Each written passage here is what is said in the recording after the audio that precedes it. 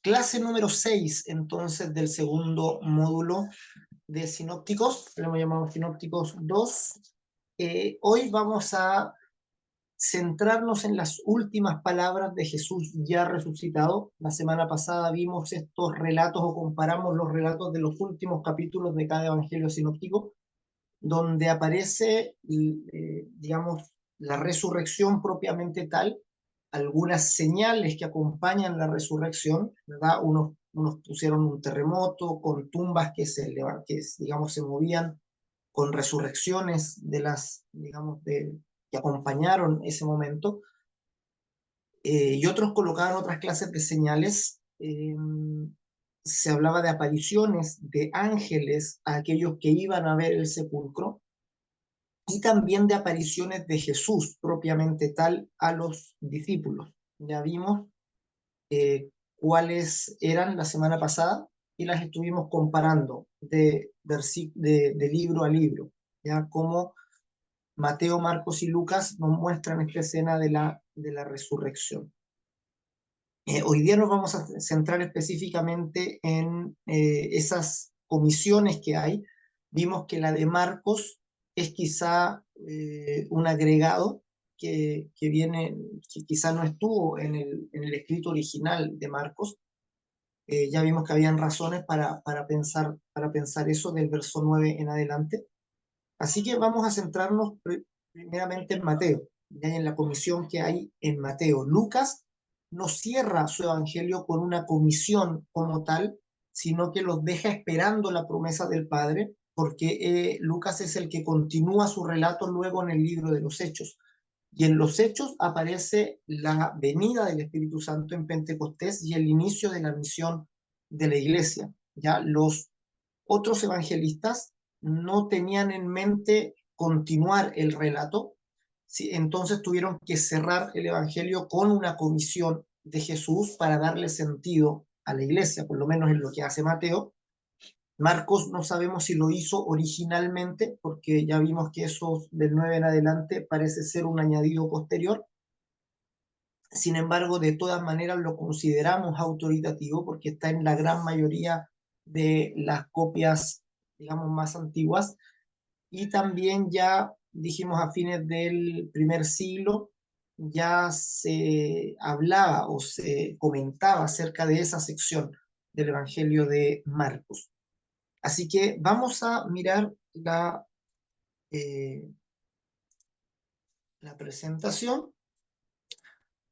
La lleva como título Viviendo por su nombre. Ya nos vamos a centrar también en ese aspecto que es bien importante, bien relevante, porque hay muchos también otros, digamos, grupos que se han desviado con respecto a esto del nombre de Dios, ya, o entienden esto del nombre de Dios de manera un poco extraña, ya, y así que vamos a hacer estas comparaciones también. Vamos entonces a dedicarnos a recordar los 4 pilares de la fe que extrajimos en las predicaciones del domingo. Extrajimos de los relatos las apariciones de Jesús. Extrajimos 4 pilares para vivir la fe en esta nueva etapa. Ya vamos a recordarnos de eso, lo vamos a pasar rápido porque ya lo profundizamos un poco en las predicaciones del domingo. Vamos a considerar específicamente la comisión en el Evangelio de Mateo, y desde ahí vamos a revisar el concepto de autoridad, de exousia. En Mateo Jesús dice: toda potestad me es dada en los cielos y en la tierra, por tanto vayan. Y habla de bautizar en el nombre del Padre, del Hijo y del Espíritu Santo. Así que también vamos a comentar o vamos a hablar acerca de el nombre de Dios, que es un tema, digamos, un aspecto teológico transversal en toda la Biblia, ¿ya? Vamos a hablar un poco de eso. Así que los 4 pilares de la fe, si los recordamos, ya obtuvimos o extrajimos 2 pilares del relato de Lucas con los discípulos de Maús. La semana pasada hablamos, ¿verdad? Comentamos acerca del Evangelio de Lucas, que es el que más muestra o el que más pone detalles con respecto a una historia específica de una aparición de Jesús. Las historias de las apariciones de Jesús son en general bien escuetas, bien generales, no hay muchos detalles, pero Lucas elabora, digamos, con detalle la historia de estos dos discípulos que van de camino de Jerusalén a Emaús, de cómo Jesús les acompaña en el camino, de lo que conversan entre ellos, del sentimiento que llevaban, de cómo Jesús les abre el entendimiento, les abre las escrituras para mostrarle dónde estaba Él, dice, comenzando de Moisés y pasando por todos los profetas, cómo les ardió el corazón mientras iban de camino. Y de este relato de Lucas, ya dijimos que estos dos pilares son muy importantes para vivir la vida de fe en esta nueva etapa. El primer pilar eran las escrituras. Ya Jesús les enseñó a sus discípulos a verlo en las escrituras. Y esto es sumamente relevante ya con respecto a los discípulos de Maús, ya en el sentido de que Jesús se vino con ellos, los acompañó, pero ellos no reconocieron a Jesús, ya no lo reconocieron en todo el camino. Solo lo vinieron a reconocer cuando Él partió el pan y en el momento en que lo reconocieron y dijeron es el Señor, Él desapareció de su vista. Entonces, el relato en general es Jesús enseñándoles a verlo en las Escrituras. Jesús, el énfasis que puso en esos 11 kilómetros de camino de Jerusalén a Emaús fue enseñarles a que lo encontraran en las Escrituras. Ya se dedicó solamente a que lo pudieran reconocer en las Escrituras, que ellos leyeran a Moisés y lo encontraran a él, que si ustedes se fijan es el mismo reclamo que Jesús tenía contra los fariseos. Jesús les dijo, ustedes escudriñan las escrituras pensando que en ellas tienen vida eterna, pero ellas dan testimonio de mí y ustedes no vienen a mí para tener esa vida. Es decir, le está diciendo ustedes piensan honrar las escrituras porque las estudian, ¿verdad? Pero no son capaces de reconocerme a mí en ellas. Y según la mirada de Jesús, si uno no lo reconocía a él en las escrituras, no aprovechaba las escrituras. Las escrituras dan testimonio de Cristo. Esa es la mirada central del mensaje de Jesús y luego del mensaje de los discípulos. Pablo dice que se esforzaba en las sinagogas para demostrar que Jesús era el Cristo, para mostrar que Jesús era el cumplimiento de todas las escrituras que ellos habían predicado por mucho tiempo. Y ese es el mensaje central de la iglesia del Nuevo Testamento, ¿ya? Encontrar a Jesús en la escritura, ya encontrarlo a él. Entonces Jesús les enseña a estos discípulos a encontrarlo en las. ¿Se silenció, pastor? Cuando ellos lo reconocen, inmediatamente se desaparece Jesús de su vista, ¿ya? Y eso también nos habla muy fuerte. Es decir, ya no tenemos que conocer a Jesús físicamente, no tenemos que reconocerlo, digamos, con nuestra vista física, sino que debemos reconocerlo en la Escritura, debemos mirarlo en la Escritura. Nosotros en la iglesia no andamos tras una imagen de Jesús, no andamos tras buscando cómo Jesús era físicamente. ¿Ya? Lo que hacemos nosotros, nuestra energía, nuestro esfuerzo es encontrarlo en la Escritura, es descubrirlo en la Escritura. ¿Ya? ¿Qué nos dice de Cristo esta historia? ¿Qué nos dice de Cristo tal relato? ¿Qué nos dice de Cristo? Y de eso tenemos muchos ejemplos en la Escritura. ¿Ya? El libro de Hebreos, por ejemplo, saca varias figuras del Antiguo Testamento para hablarnos cómo se relacionan con Cristo.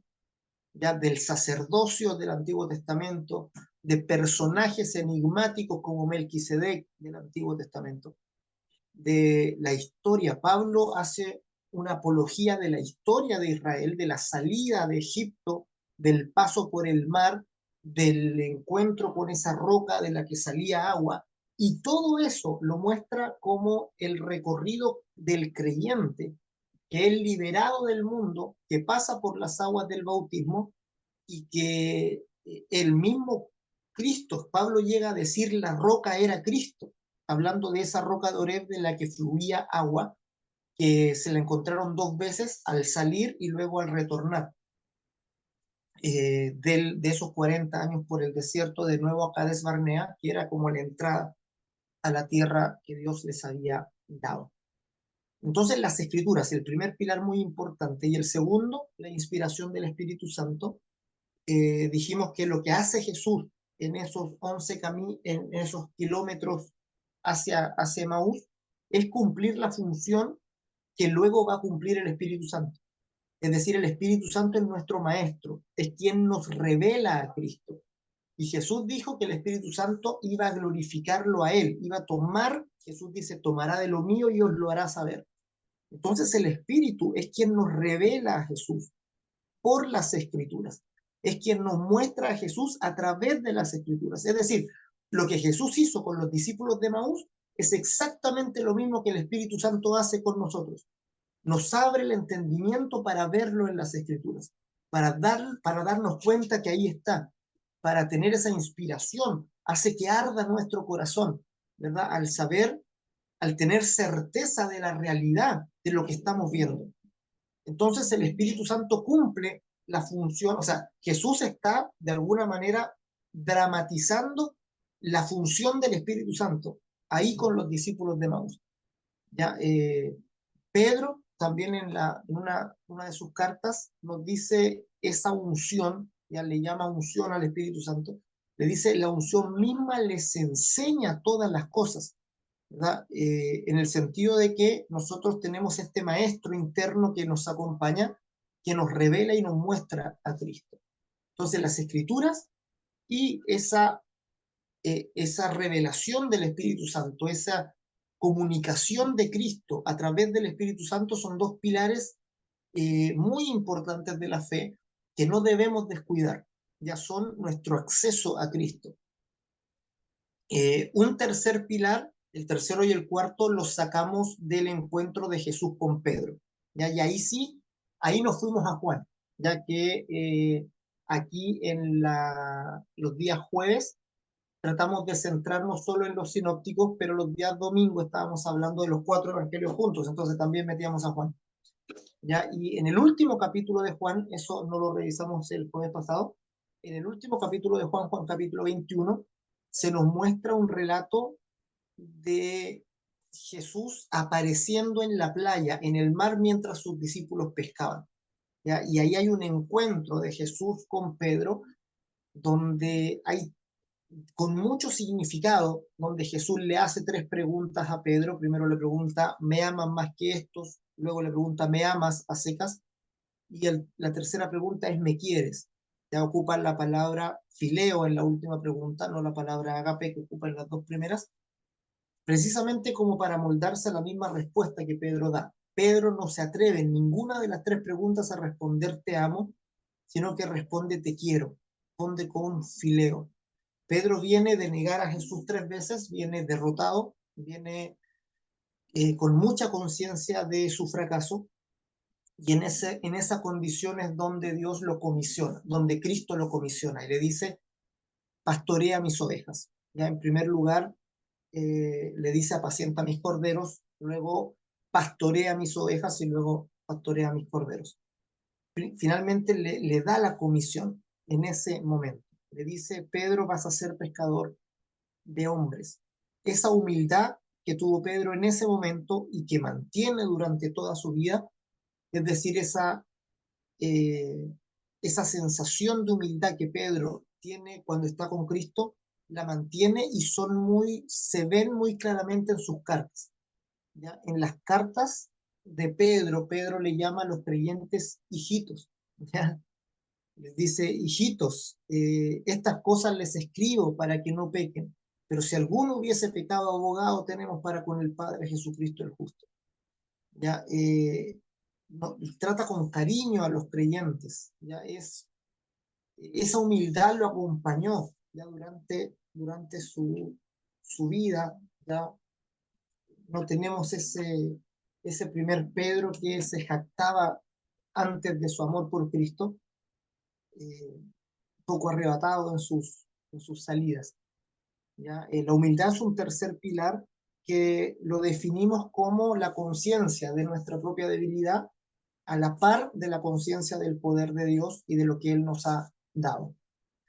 La conciencia de la misión es el cuarto pilar, también tener claridad sobre nuestro propósito en este mundo es un pilar muy importante porque define finalmente lo que hacemos, ¿ya? O define y da propósito a nuestra experiencia en este mundo.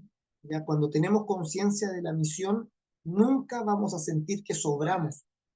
¿Ya? La tarea va a acompañarnos. Tenemos una misión que se desarrolla todos los días de nuestra vida y hace que nuestra vida sea muy valiosa en este mundo. ¿Ya? Valoramos nuestro paso por esta vida producto de esa misión que tenemos de parte del Señor. Consideramos que nuestra vida es muy valiosa en este mundo, ¿ya? No por quienes somos, sino por la misión que se nos ha encomendado. Entonces, la conciencia de la misión es ese cuarto pilar que nos prepara para vivir la vida de fe, ¿ya? Esos cuatro pilares los extrajimos de estos relatos, uno de Lucas con los discípulos de Maús y el segundo de Juan, de este encuentro de Jesús con Pedro. ¿Ya? Pedro nunca se olvidó de ese pastorea a mis ovejas, ¿ya? Y hizo de ese mandamiento la misión de toda su vida, ¿ya? Alimentar las ovejas de Cristo, ¿ya? Apacentar significa traer paz, bendecirlas, que estén tranquilas, ¿ya? Que estén en paz, ¿ya? Que estén con alimento, las que se sepan amadas por su pastor. ¿Ya? De alguna manera Pedro representaba a ese pastor entre las ovejas y esa fue la misión de los discípulos con la iglesia. ¿Ya? Esos cuatro pilares los revisamos el día domingo y ya solo los mencionamos para recordarlos. ¿Ya? Hoy día sí vamos a ir aquí al Evangelio de Mateo. Vamos a leer Mateo 28, del 18 al 20, que son los últimos dos versículos del Evangelio de Mateo. Y sobre esto vamos a centrar una meditación. Leamos todos juntos. Si lo tienen ahí, ya lo tengo ahí en la pantalla también.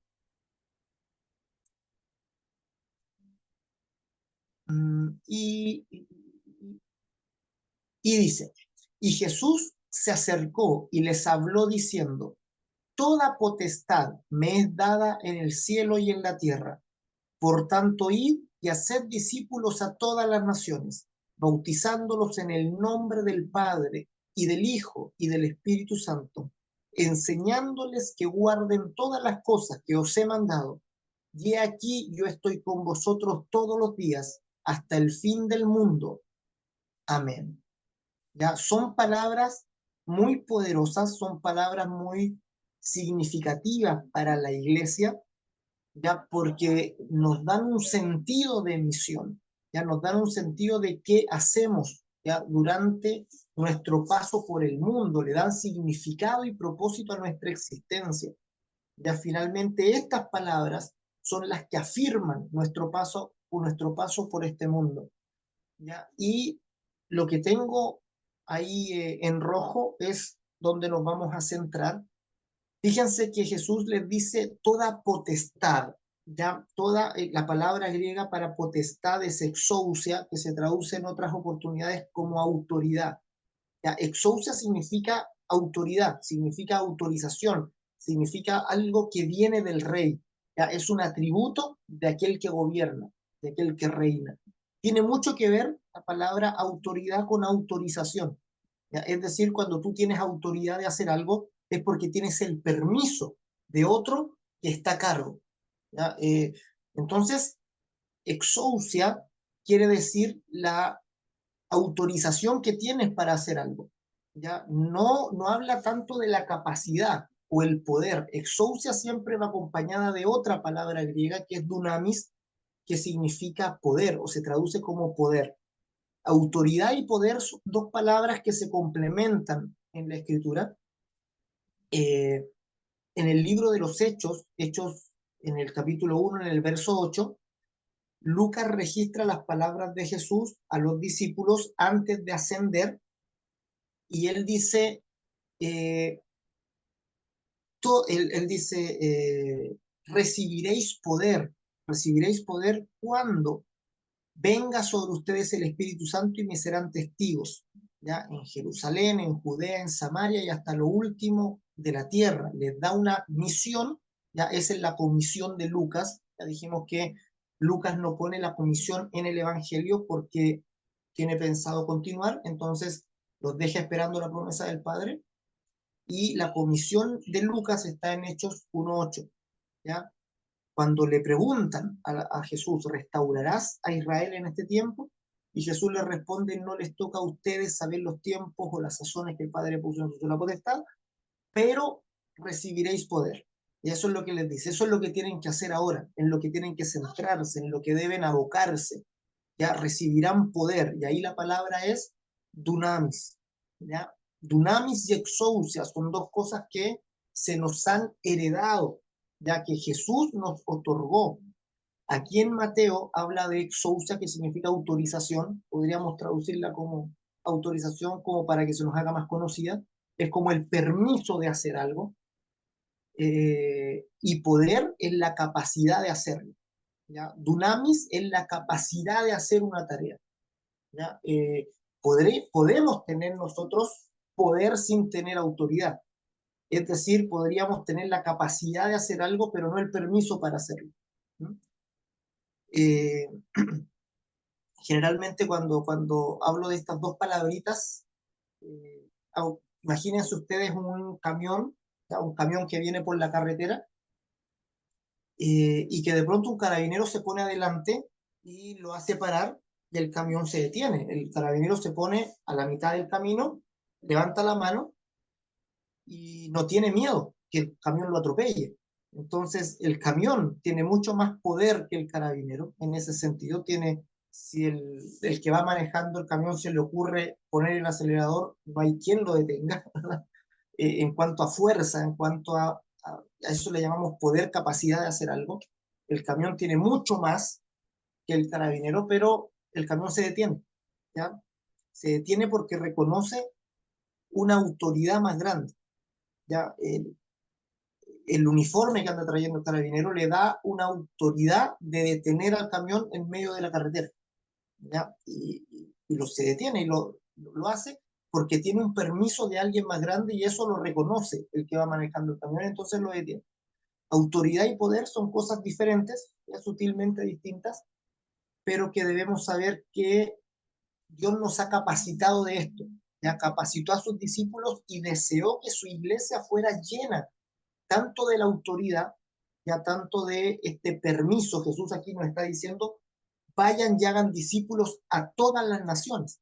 Es decir, de Él tenemos la autorización, de Él tenemos esa autoridad para no importa cuál sea la nación, la raza, nosotros vamos y le hablamos de Cristo y los discipulamos, es decir, les enseñamos acerca de Jesús. Les decimos que guarden lo que Él ha mandado, ¿verdad? Los animamos a que guarden la fe y lo hacemos porque Él nos dio esa autoridad. Ya lo hacemos porque Él nos ha delegado esa autoridad y nos ha dado el dunamis, el poder, por medio del Espíritu Santo.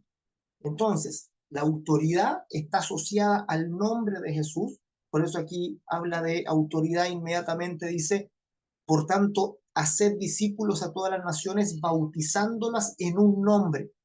Bautizándolos es sumergiéndolos, metiéndolos en un nombre.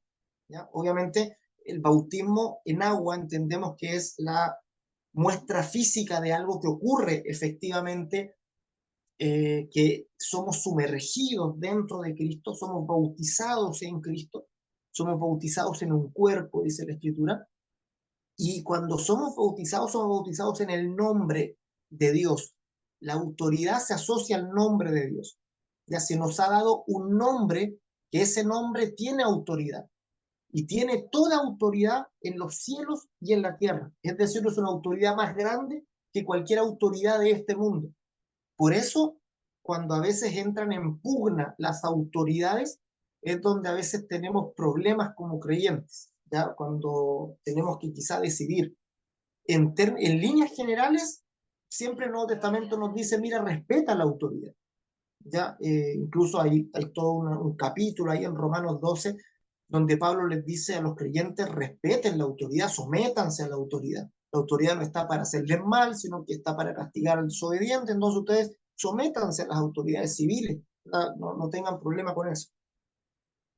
Pero cuando la autoridad ha impedido cumplir el mandamiento que Jesús mismo nos dio, entonces ahí la iglesia ha entrado en conflicto con esa autoridad. ¿Ya? Y eso ha pasado, ¿verdad?, desde el comienzo de la iglesia con las autoridades judías primero y luego con las romanas. ¿Ya? Y lo tenemos en el libro de los Hechos. ¿Ya? A Pedro y a Juan los tomaron presos, los llevaron al Sanedrín y les prohibieron hablar en el nombre de Jesús. Dice que los azotaron y les prohibieron. Ellos eran, de cierta manera, autoridad para ellos, porque ellos eran judíos. Entonces, el Sanedrín era la autoridad espiritual y política para los judíos. Aunque no tenían territorio propio, de todas maneras Roma les permitía tener cierto, digamos, cierto gobierno, ¿ya? Siempre que no superaran la autoridad de Roma. Entonces el Sanedrín era de alguna manera autoridad para los judíos. Y ellos les prohibieron hablar y enseñar en el nombre de Jesús. ¿Ya? Cuando se los prohibieron, entonces los discípulos reaccionan. Ya reaccionan con esta, podría llamarse, digamos, desafío a la autoridad, en el sentido de que les dicen, juzguen ustedes mismos si es justo que les obedezcamos a ustedes antes que al Señor. ¿Mm? Y les dicen, o sea, no les vamos a hacer caso en esto, ya no les vamos a no lo vamos a hacer, ¿ya? Simplemente, ¿ya? ¿Por qué? Porque ellos entienden que están cumpliendo algo que Dios les designó, alguien que tiene toda autoridad en los cielos y en la tierra, ¿verdad? Les encomendó algo y eso no lo puede impedir ninguna autoridad menor. Entonces, cuando el Sanedrín les prohibió, ellos les dijeron, ¿ya? Les dijeron, no lo vamos a hacer, vamos a continuar predicando. Eh, entonces es cuando también los meten en la cárcel, donde Pedro es liberado sobrenaturalmente y ahí ocurren toda una serie de eventos ahí en el libro de los Hechos. Pero es Jesús quien le da ese impulso, le da esa autoridad, ¿verdad? Diciendo, toda autoridad me pertenece y con esta autoridad que me pertenece yo los envío, ¿verdad? Vayan y hagan discípulos a todas las naciones, ¿verdad? No necesitamos un permiso especial para cada país, todas las naciones se incluyen dentro de esta única comisión, ¿ya? Bautizándolos en el nombre del Padre, y del Hijo y del Espíritu Santo. Esa es nuestra autoridad, un nombre que se nos ha entregado, un nombre que se nos ha otorgado. ¿Ya? Con ese nombre les enseñamos, con ese nombre los protegemos, con ese nombre les damos bendición. ¿Ya? El Espíritu Santo se asocia al dunamis, se asocia al poder, ¿verdad? Hechos 1:8, recibiréis poder cuando venga sobre ustedes el Espíritu Santo y me serán testigos. ¿Ya? Vamos ya ahora solamente a tocar este aspecto de la autoridad que viene por el nombre de Dios. ¿Ya? Y el nombre de Dios es un temazo en la Biblia, ya es un tema muy importante porque es como le llamamos a Dios. ¿Ya? Fíjense aquí, dice, habla de el nombre del Padre y del Hijo y del Espíritu Santo. Muchas veces no reflexionamos acerca de lo que esto significa, ¿ya? Pero cómo está construida la oración, ¿ya? Digamos, en el original, que también se ve aquí en el español, ese y que hay aquí, ¿ya? Nos da a entender que no son tres nombres distintos, ¿ya? No dice en los nombres, ¿ya? Del Padre, del Hijo y del Espíritu Santo. Habla de un nombre para los tres, ¿ya? La construcción es que el nombre está en singular, lo que aparece aquí, Pero ese nombre que está en singular es el nombre a la vez del Padre, es el nombre del Hijo y es el nombre del Espíritu Santo. ¿Ya? Así es como se entiende la oración. Es un nombre que pertenece a la Trinidad, que pertenece a los tres. Esto hay que entenderlo bien, porque cuando se malentiende, caemos en herejías que ciertos grupos han caído. ¿Ya? Por ejemplo, al entender que hay un nombre para los tres, muchos han caído en pensar que Padre, Hijo y Espíritu Santo son lo mismo, que no hay diferencia entre ellos. Pero este pasaje no nos dice que no hay diferencia, de hecho los diferencia. ¿Ya? Dice el nombre del Padre, el nombre del Hijo y el nombre del Espíritu Santo. Es decir, el Padre y el Hijo y el Espíritu Santo son tres. ¿Ya? Son tres, no son uno solo, manifestándose en distintas fases, digamos, como algunos grupos lo entienden, sino que son tres. Lo que comparten es un nombre, ¿ya? Y el nombre significa una revelación, un propósito, una misión. El nombre da cuenta de la personalidad de aquel que lo tiene. ¿Ya? El nombre es muy importante porque nos revela la personalidad, ¿ya? Nos revela quién es para nosotros, ¿ya? Esa persona. Entonces, vamos a mirar y profundizar un poquito más acerca de esto. Y fijémonos en los bautismos que hay en el libro de los Hechos. ¿Ya? Veamos bien cómo es el mandato. El mandato es: vayan a todas las naciones, bautícenlos en el nombre del Padre y del Hijo y del Espíritu Santo. ¿Ya? Y luego dice, enseñándoles que guarden todas las cosas que os he mandado. Entonces, algunos piensan que esto es como una fórmula, ¿ya? Cuando Mateo 28 dice, bautícenlos en el nombre del Padre y del Hijo y del Espíritu Santo, algunos piensan que es como una fórmula que hay que citar textualmente. Entonces, cuando van a bautizar, dicen, yo te bautizo en el nombre del Padre y del Hijo y del Espíritu Santo, ¿ya? Para, obviamente, ser lo más fiel posible a Mateo 28. Pero eso no fue lo que hizo la iglesia primitiva. La iglesia primitiva interpretó a Mateo 28 y entendió que este nombre del Padre y del Hijo y del Espíritu Santo era el nombre Jesús, ya que Jesús no era un nombre solo del Hijo, sino que era el nombre que el Padre le había dado al Hijo, ya que el Hijo había recibido de parte del Padre y que el Espíritu Santo ha venido en ese nombre. Es decir, los tres comparten un nombre. Y por eso aquí habla de un nombre en plural para tres, para Padre, para Hijo y para Espíritu Santo.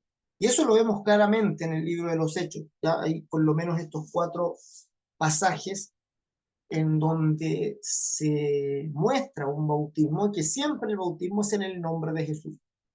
¿Ya? Primero Pedro va a la casa, en el primer discurso de Pedro, Pedro los persuade a arrepentirse y a bautizarse en el nombre de Jesús. Luego en el capítulo 8, los samaritanos son bautizados en el nombre de Jesús. Luego en Hechos 10, Pedro manda a los gentiles a bautizarse en el nombre de Jesús. En Hechos 19, Pablo rebautiza a los efesios, porque los efesios se encuentra con un grupo en Éfeso que solo conocen el bautismo de Juan. Entonces él les dice, mira, el bautismo de Juan era algo que preparaba el camino al evangelio, era algo que los judíos hacían antes de que se manifestara Cristo, así que ahora los vamos a bautizar en el nombre de Jesús. Y los bautiza en el nombre de Jesús, efectivamente, impone las manos sobre ellos y ellos reciben el Espíritu Santo. Entonces, todos los bautismos que vemos consistentemente en el libro de los Hechos tienen la misma fórmula. Ya son bautizados en el nombre de Jesús. ¿Ya? Y esto significa que la iglesia interpretó Mateo 28 entendiendo que el nombre del Padre y del Hijo y del Espíritu Santo era el nombre de Jesús. Lo hizo de manera natural, ya lo hizo de manera sin dar mayores explicaciones del asunto. ¿Ya? Se entiende que el nombre de Jesús es el nombre de Dios manifestado a través del Hijo. ¿Ya? Que tengan, les vuelvo a repetir, que tengan un nombre, porque a veces se me ha malinterpretado. ¿Ya? Cuando enseño esto piensan que soy unitario. ¿ya? Y no soy unitario, soy trinitario, ¿ya? Porque al decir que tienen un nombre en común, algunos dicen que es lo mismo, no, que muchas veces los unitarios tienen una enseñanza parecida, ¿ya? Y también bautizan en el nombre de Jesús solamente, ¿ya? Pero no significa que compartamos la misma creencia, ¿ya? Los unitarios dicen que Padre, Hijo y Espíritu Santo es Dios manifestándose en modos distintos, ¿ya? Por eso esa postura teológica se le llama modalismo. Piensan que Dios actúa en modo Padre, en modo Hijo y en modo Espíritu Santo, ¿ya? Eso riñe mucho con la revelación de la Escritura, ¿ya? Jesús claramente muestra al Padre como otro, incluso como otro mayor que él, ora delante del Padre, espera la respuesta delante del Padre, y en Getsemaní llega al extremo de decir, Padre, no se haga mi voluntad sino la tuya, es decir, tenemos voluntades encontradas. Entonces no son los mismos, ya no es el mismo ser manifestándose en digamos, en formas distintas, ¿ya? Sino que son tres personas dentro de Dios, ¿ya? Ese es, digamos, el concepto ortodoxo de lo que la Trinidad significa. Y creemos en la Trinidad no porque algún concilio lo haya dicho, creemos en la Trinidad por las Escrituras, ¿ya? Yo estoy convencido de la divinidad de Cristo y de la divinidad del Espíritu Santo como personas en Dios por el testimonio de la Escritura, no porque algún grupo lo haya dicho posteriormente, ya porque algunos dicen que la Trinidad se inventó en el Concilio de Nicea, ya, pero no es verdad, o sea, ahí no es que se haya creado el concepto, ahí se pusieron de acuerdo la mayoría de los obispos, primera vez que se reunían en un concilio, es un concilio que Constantino organiza, ya reuniendo a los principales obispos principalmente para que se pusieran de acuerdo en este punto, ¿ya? En el punto cerca de la divinidad de Cristo. Y es donde aparece el concepto Trinidad, ¿ya? Para hablar de tres personas en Dios. Lamentablemente, lo malo de ese concilio fue que la iglesia empezó por primera vez a perseguir a los que pensaban distinto. Y eso la iglesia nunca lo había hecho antes, ni la iglesia debería hacerlo jamás. Ya nosotros jamás deberíamos perseguir a alguien por causa de su fe o de su creencia. Ya, si alguien piensa distinto, lo dejamos, lo respetamos, ahora si esa persona está claramente dañando a otra, podemos establecer límites y todo eso, pero jamás la iglesia ha perseguido a otro grupo. La iglesia siempre es la perseguida, nunca la que persigue, ¿ya?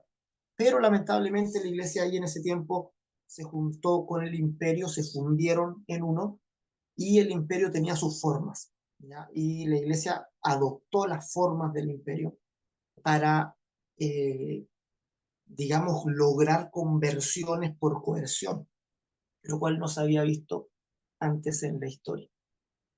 Entonces, vean aquí, Mateo 28 es interpretado por la iglesia del primer siglo y los bautismos son en el nombre de Jesús. Como les digo, eso es muy natural porque también está en otros pasajes muy explícitos. ¿Ya? Fíjense el autor de Hebreos lo que nos dice. Hebreos 1.4 dice que Cristo es tanto superior a los ángeles porque heredó más excelente nombre que ellos. ¿Ya? Y este es un pasaje muy significativo teológicamente, porque el pueblo de Israel, lo que hace Hebreos es comparar la palabra que había recibido el pueblo de Israel por medio de Moisés y los profetas versus la palabra de Cristo. Todo el libro de Hebreos está configurado para comparar dos revelaciones diferentes, ¿ya? Y eso lo muestra desde el primer versículo. El primer versículo parte diciendo, Dios, habiendo hablado muchas veces y de muchas maneras en otro tiempo a los padres por los profetas, ¿ya? En estos postreros tiempos nos ha hablado por el Hijo. Esta es la primera comparación que hace en el verso 1 y todo el resto del libro es una demostración de cómo esta palabra dicha por el Hijo es superior a la palabra dicha de muchas formas y en muchas maneras en otro tiempo los padres por los profetas. ¿Ya? Es decir, Dios habló por los profetas, pero en estos postreros tiempos nos ha hablado por el Hijo. ¿Ya? Los profetas Obviamente hablaron en nombre de Dios, hablaron viniendo por inspiración de Dios, pero son seres humanos, ¿ya? Son personas mortales. Ahora nos ha hablado por el Hijo. Y al Hijo Él lo constituyó heredero de todo y por quien asimismo hizo el universo. Él, siendo el resplandor de su gloria, la imagen misma de su sustancia y quien sustenta todas las cosas con la palabra de su poder, habiendo efectuado la purificación de nuestros pecados, dice, por medio de sí mismo, se sentó a la diestra de la majestad en las alturas.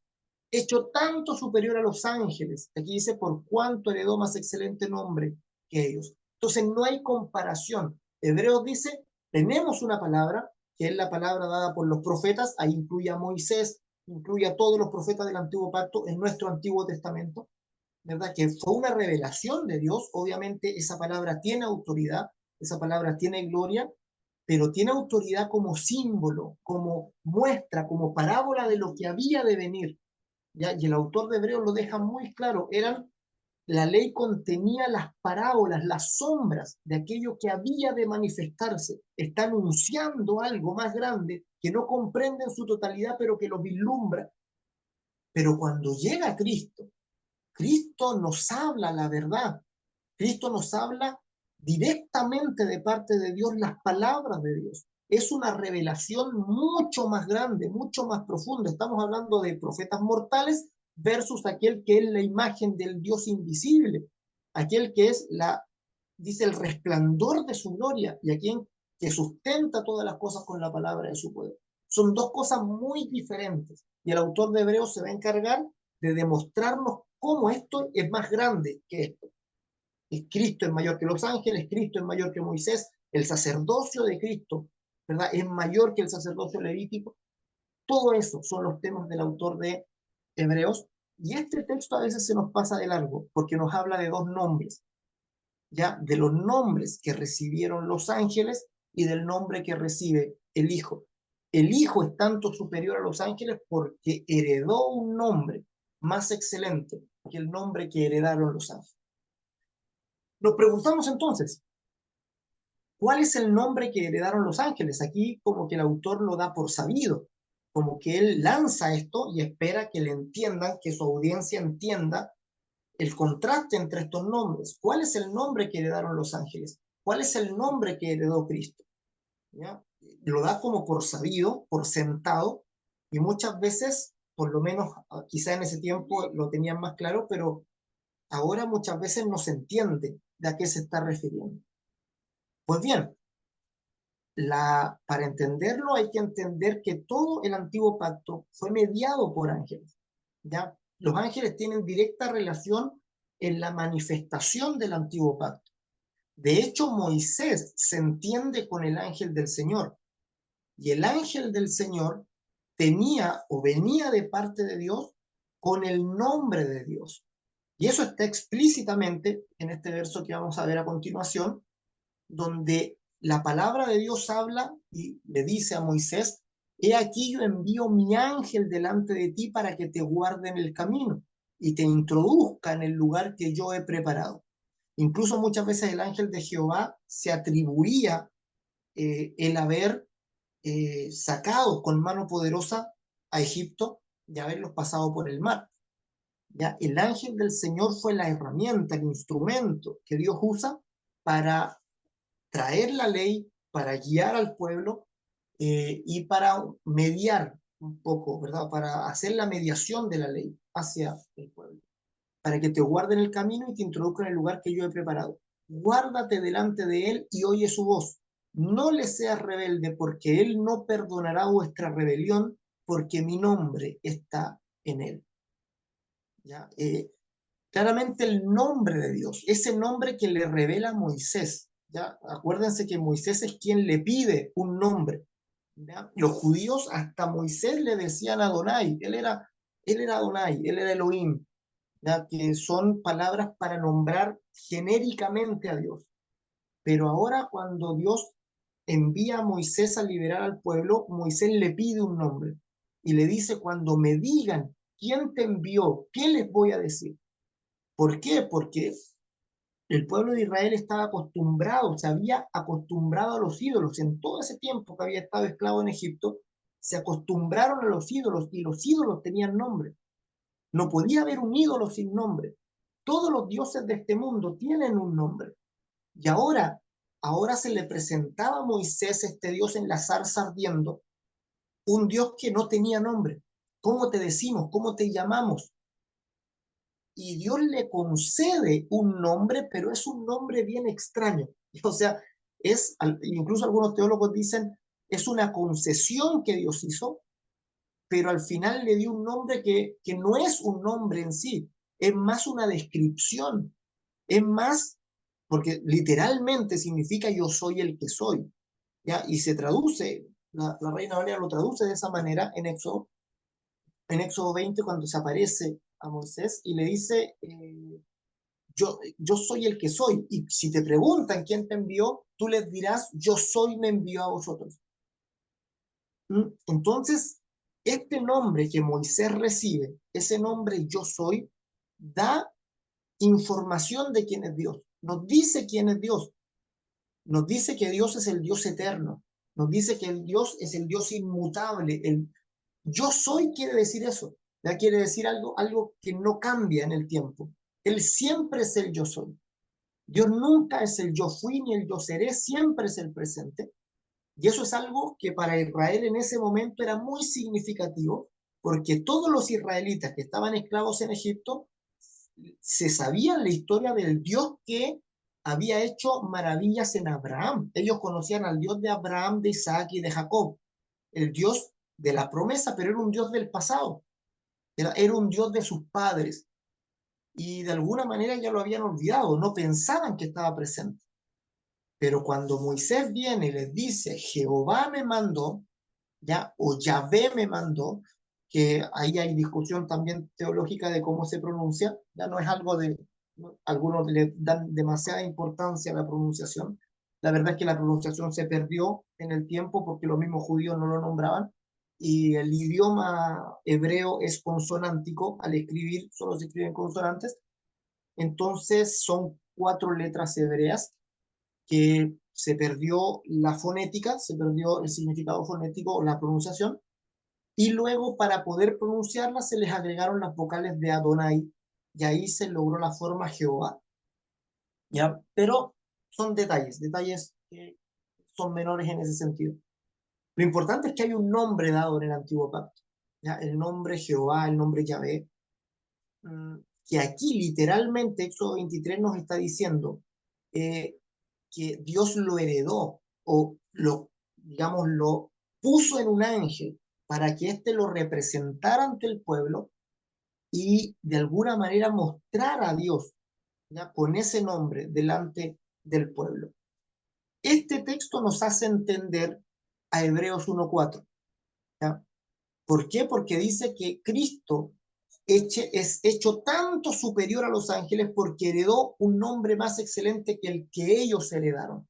Los ángeles heredaron un nombre de parte de Dios para mostrar a Dios ante el pueblo de Israel, para traer la ley, para guiarlos, pero una vez que viene Cristo, Él trae un nombre superior, un nombre más grande, eso significa una revelación más grande. Y el nombre que trae de parte de Dios es Jesús. Y Jesús tiene un significado mucho más profundo, que significa el que salva al pueblo de los pecados, el que libera al pueblo de la condenación de la muerte a causa del pecado. Y vemos en el siguiente verso, en Juan 17:11, que Jesús no es solo el nombre de, digamos, podríamos decir el nombre de la persona, ¿ya? Como algo para decirle, sino que es algo más profundo. De hecho, el nombre Jesús no se le ocurrió ni a José ni a María. ¿Ya? Es el nombre que en la Anunciación, ¿ya? El ángel se lo da, ¿ya? Y le dice, ¿verdad? Le pondrás por nombre Jesús porque él salvará al pueblo de sus pecados. Es decir, es un nombre que el propio Dios revela a través de Gabriel para decirle a María que tiene que ponerle ese nombre, ya que ese nombre es el que Dios ha designado para él. Y Juan 17:11, Jesús está orando al Padre, ya el Hijo está orando al Padre. Juan 17 es un capítulo precioso nos muestra el corazón de Cristo y la relación que hay entre el Padre y el Hijo. Eh, y si lo leemos en la NBI, dice así: ya no voy a estar por más tiempo en el mundo, pero ellos están todavía en el mundo y yo vuelvo a ti. Padre Santo, protégelos con el poder de tu nombre, el nombre que me diste, para que sean uno, lo mismo que nosotros. Jesús está diciendo: el nombre que yo tengo y por el que los cuido, ese nombre tú me lo diste, ese nombre lo he heredado de ti. Y en el mismo capítulo 17 muchas veces Jesús hace referencia a tu nombre, ¿ya? Dice: cuando estaba en el mundo yo los protegí en tu nombre, ¿ya?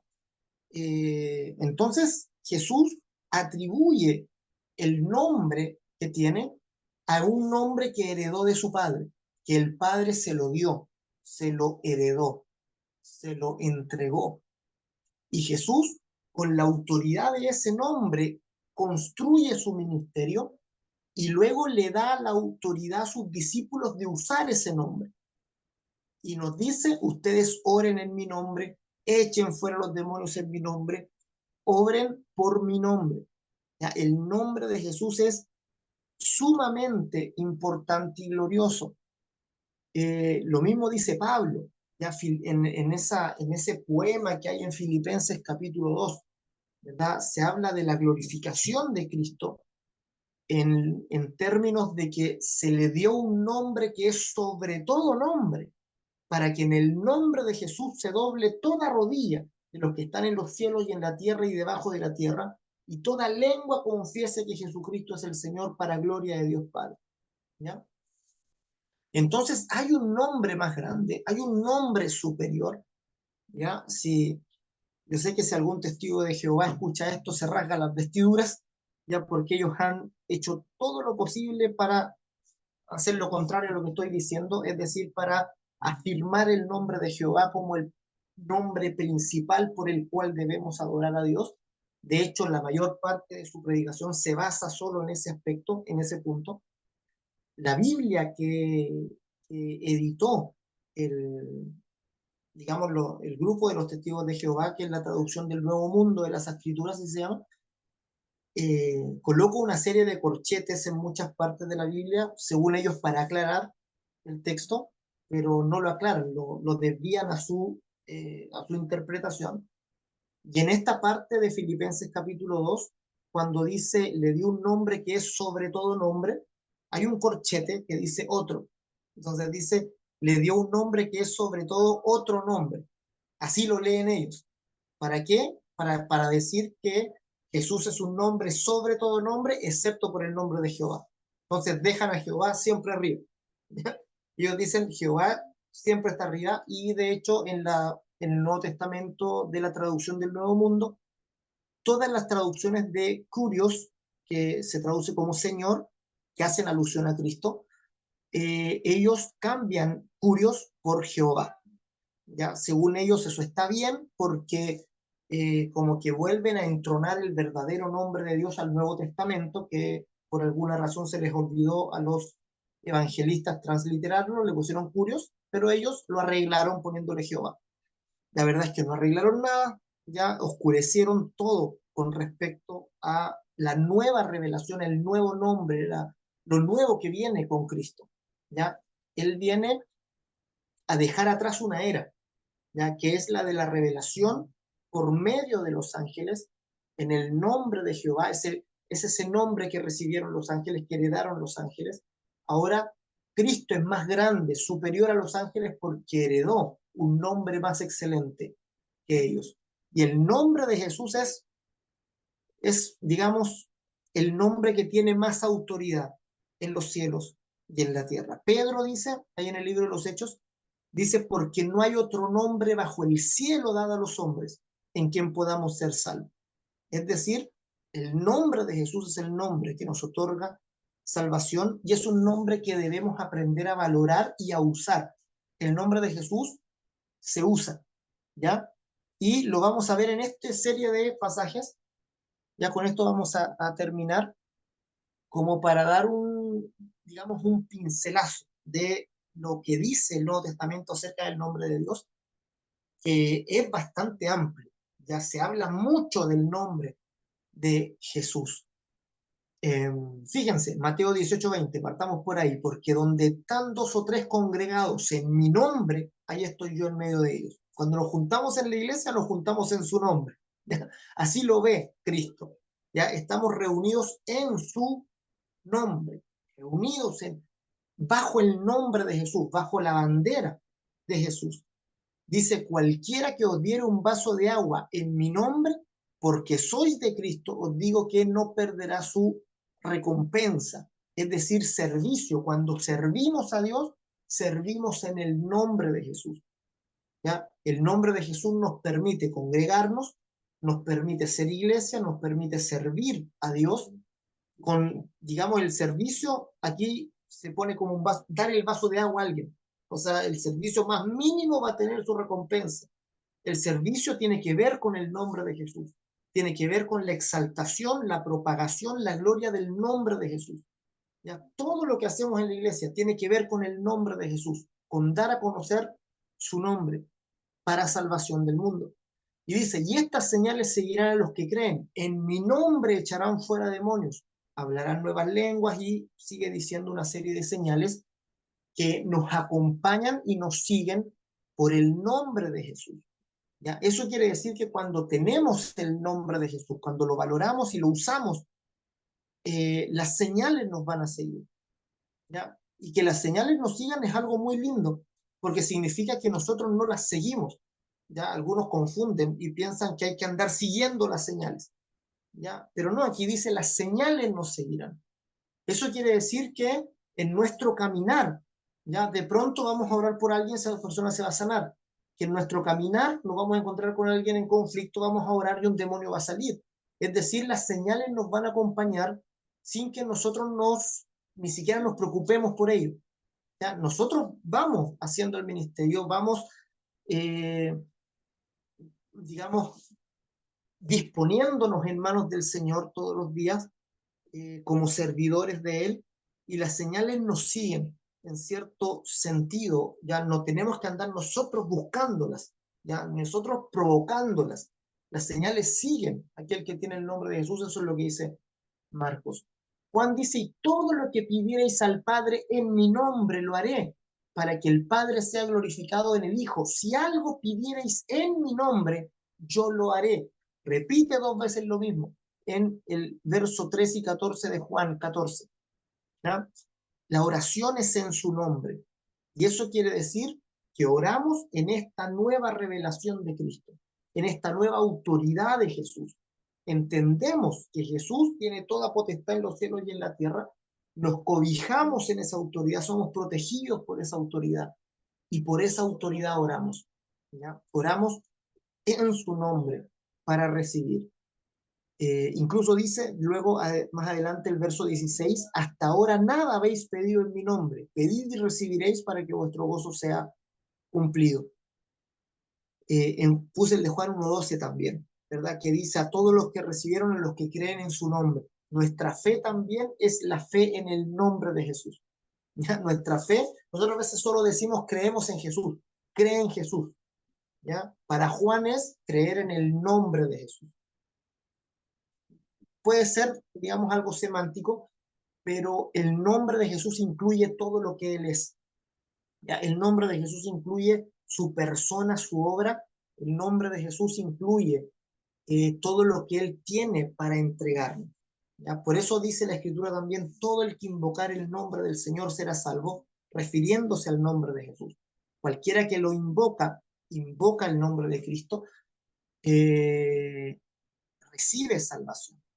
¿Ya? Porque el nombre de Jesús está precisamente para otorgar salvación, para concederle a Cristo a todo aquel que lo pide, a todo aquel que está en actitud de recibirlo.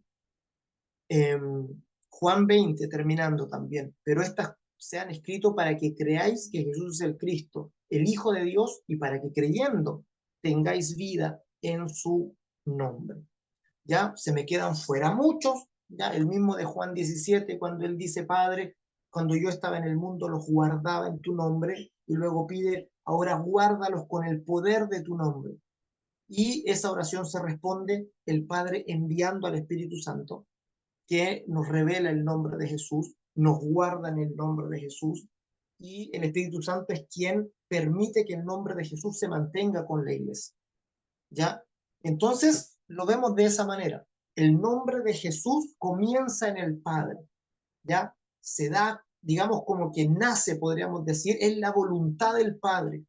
Esta voluntad es dada al Hijo, comisionada al Hijo.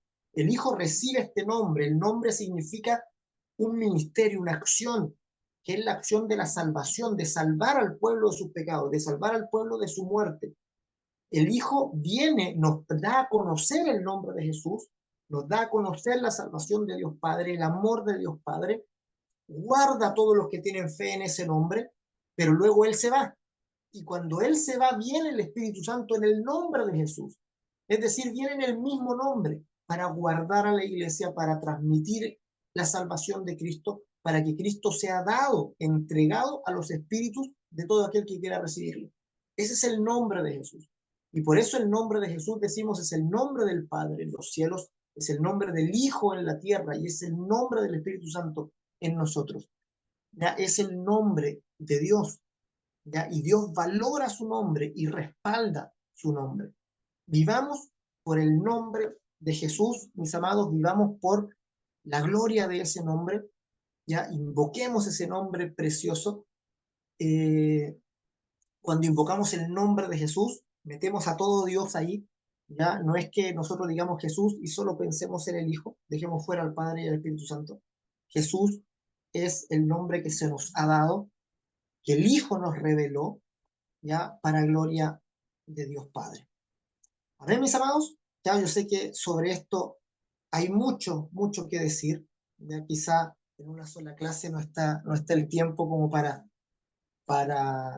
desarrollarlo completamente, ni tampoco uno tiene la sabiduría como para poder también profundizarlo, pero vamos aprendiendo juntos acerca de esto. Yo sé que el nombre de Dios es un tema precioso, apasionante, y es algo práctico, es algo que vamos comprendiendo mientras también lo practicamos.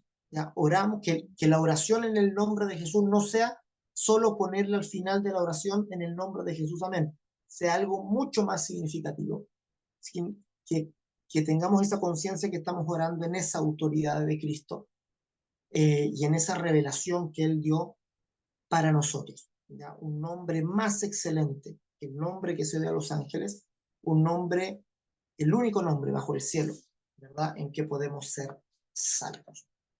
¿Ven, mis amados? Con esto estamos terminando entonces el segundo módulo, estamos cerrando los sinópticos, ya esta mirada por los sinópticos, aunque igual metimos a Juan en varias partes, ya igual no nos aguantamos la tentación y metimos a Juan igual a la cancha, ¿ya? Pero principalmente tenía el sentido de poder mirar de principio a fin los sinópticos, ¿ya?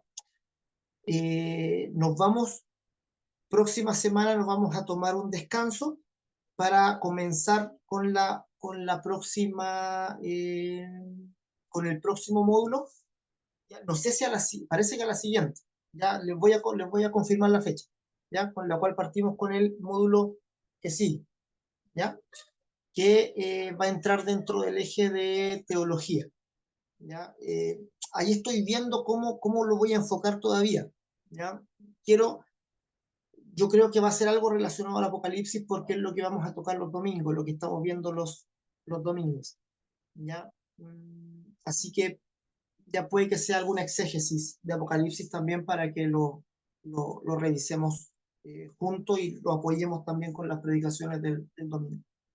Así que eso, mis amados, ya muchas bendiciones a ustedes. No sé si alguno tiene una pregunta, voy a dejar tiempo para eso, pero me la puede hacer por internet en todo caso. Ya si tienen alguna pregunta me pueden escribir. Ya no sé, ya no, lo dejamos de ver aquí. Así que muchas bendiciones, ya, hermano Mauri, gusto de verlo. Ya, gusto de saludos a la familia. Bendiciones, pastor. Bendiciones, hermano. Cuídense. Hermano Alejandro, bendiciones, hermana Milene. Dios le bendiga Chao, mucho. bendiciones. Chao, pastor, gracias. Cuídense. Chao, pastor, Katy, Dios te bendiciones. bendiga, bien. Chao. Roberto, Ricky está ahí también, bendiciones. Roberto.